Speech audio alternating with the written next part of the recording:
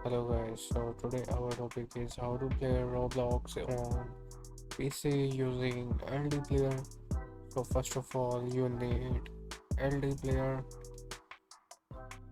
You need to install LD player on your PC.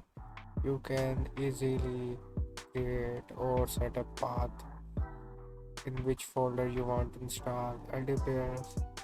My LD player already installed, so I'm not gonna install it again. So open your LD player.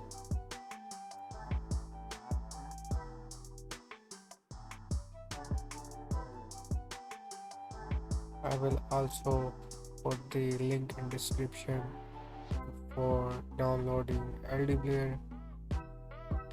My LD player is loading, so it will take some time to load.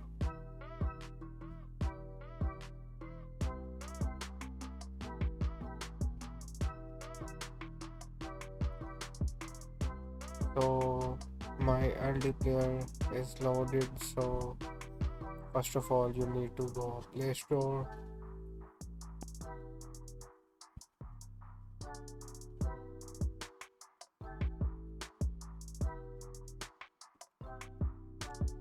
After going to Play Store, search here Roblox.